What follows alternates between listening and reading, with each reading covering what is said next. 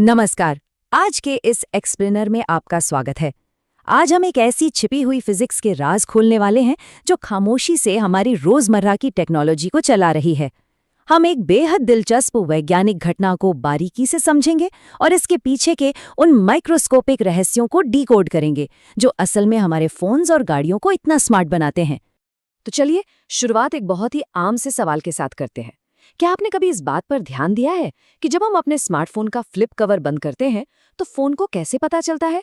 मतलब बिना कोई फिजिकल बटन दबाए कवर के बंद होते ही स्क्रीन अपने आप ऑफ हो जाती है और खुलते ही ऑन हो जाती है। ये कोई जादू नहीं है, ये एक ऐसा फीचर है जो आज लगभग हर मॉडर्न डिवाइस के अंदर गहराई से जुड़ा हुआ है।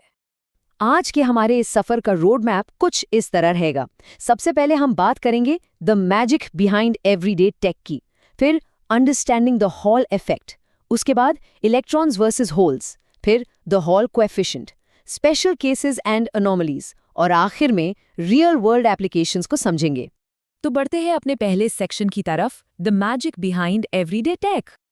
अब जरा इन चीजों को देखिए, चाहे वो आपकी गाड़ी का एंटी लॉक ब्रेकिंग सिस्टम यानी ABS हो जो इमरजेंसी में टायर्स को फिसलने से रोकता है, स्मार्टफोन के फ्लिप कवर सेंसर्स हों, सटीक दिशा बताने वाला GPS नेविगेशन हो या फिर इंजन पोजीशन सेंसर्स हों, ये सब दिखने में कितने अलग लगते हैं ना।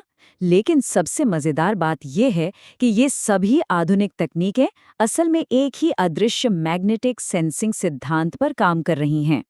Section 2, understanding the Hall effect. तो आखिर इन सभी उपकरणों के काम करने के पीछे की कोर फिजिक्स है क्या? इसे ऐसे समझते हैं।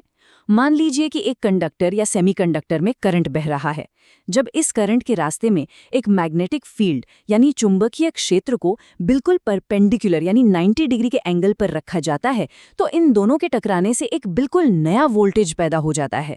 और ये जो नया वोल्टेज होता है ना, ये करंट और मैग्नेटिक फील्ड दोनों के ही परपेंडिकुलर होता है।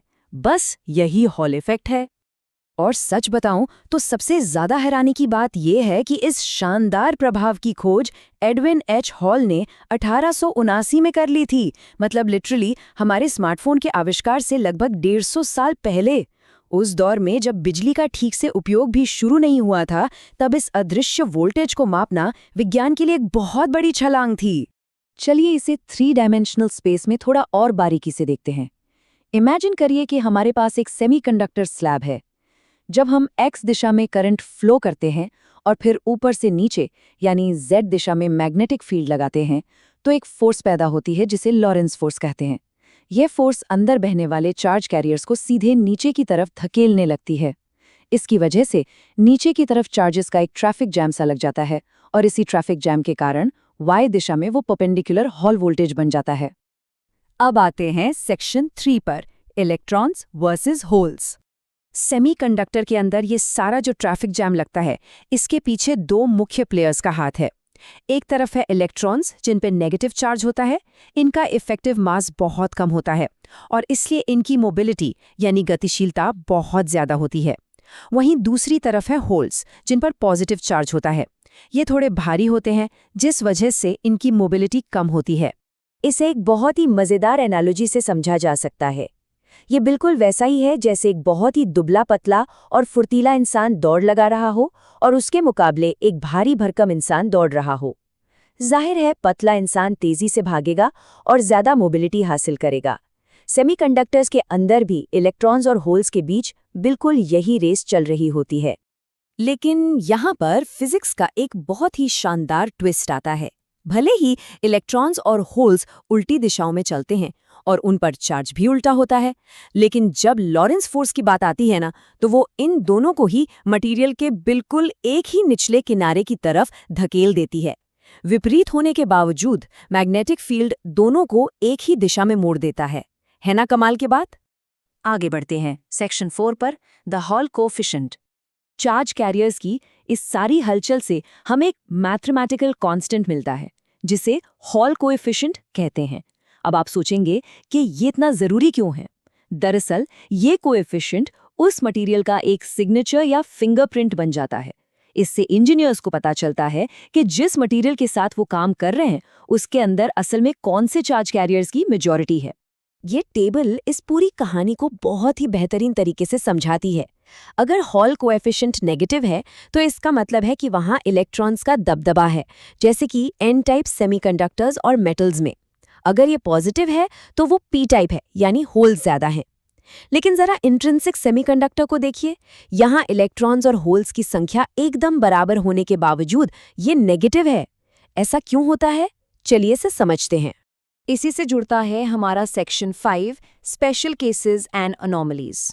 लेकिन उससे पहले एक बड़ा ही क्लासिक सवाल आता है जो अक्सर फिजिक्स के स्टूडेंट्स को उलझा देता है।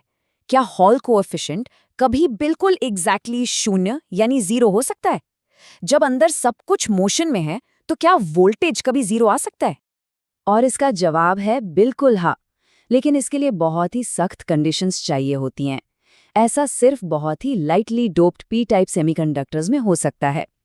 ये एक रस्सी पर चलने जैसा नाजुक संतुलन है, जहां जानबूझकर ऐसे भारी और धीमे होल्स डाले जाते हैं जो उन थोड़े से लेकिन बेहद तेज इलेक्ट्रॉन्स की रफ्तार को पूरी तरह से कैंसिल कर दें। जब ये एकदम परफेक्ट बैलेंस बनता है, तब जाकर कोएफिशिएंट 0 होता है। और अब वापस आते हैं उस इंट्रिंसिक सेमीकंडक्टर वाली पहेली पर। इसमें इलेक्ट्रॉन्स और होल्स की संख्या बराबर यानी 50-50 है, फिर भी हॉल कोएफिशिएंट नेगेटिव क्यों है? वही धावक वाली एनालॉजी याद करिए। क्योंकि इलेक्ट्रॉन्स बहुत हल्के और तेज होते हैं, वे होल्स के मुकाबले बहुत तेजी से निचले किनारे की तरफ पहुंच जाते हैं। वे इतनी जल्दी पहुंच जाते हैं कि किनारे पर नेगेटिव चार्ज का ही दबदबा बन जाता है और इसीलिए वोल्टेज नेगेटिव हो जाता है। आखिर में आते हैं सेक्शन 6 पर, रियल वर्ल्ड एप्लीकेशंस। तो इन सारे जटिल फॉर्मूलों का असल दुनिया में क्या काम है? आपको बता दें कि इनके बिना मॉडर्न इलेक्ट्रॉनिक्स की कल्पना भी नहीं की जा सकती। एन टाइप और पी टाइप सेमीकंडक्टर्स की पहचान करने से लेकर highly sensitive magnetic field sensors बनाने तक में इसका इस्तेमाल होता है। ये सेंसर्स सस्ते होते हैं, भरोसेमंद होते हैं और क्योंकि इनमें कोई मूविंग पार्ट्स नहीं होते, इसलिए जल्दी खराब भी नहीं होते। ये सोचना वाकई माइंड ब्लोइंग है कि 1879 में हुई एक छोटी सी फिजिक्स की खोज आज चुपचाप हमारी 21वीं सदी की तकनीक का मुख्य इंजन बनी हुई है। माइक्रोस्कोपिक लेवल पर इलेक्ट्रॉन्स और होल्स के बीच चल रही इसी रेस पर हमारी पूरी मैक्रोस्कोपिक जिंदगी टिकी हुई है, चाहे वो आपके फोन का नेविगेशन हो या तेज रफ्तार गाड़ी के ABS ब्रेक्स। इस एक्सप्लेनर ने तो बस वास्तविकता की एक परत को हटाया है। अब आप खुद सोचिए, 19वीं सदी की और कौन सी ऐसी भौतिक घटनाएं होंगी जो इस वक्त हमारी जेबों में रखे आधुनिक उपकरणों को ऐसे ही खामोशी से चला रही हैं। सच तो ये है कि आधुनिक इलेक्ट्रॉनिक्स के अंदर फिजिक्स का ब्रह्मांड बहुत विशाल है और अभी भी पूरी तरह से खोजे जाने का इंतजार कर रहा है। ज्ञान की इस यात्रा में हमारे साथ जुड़ने के लिए आपका बहुत बहुत शुक्रिया।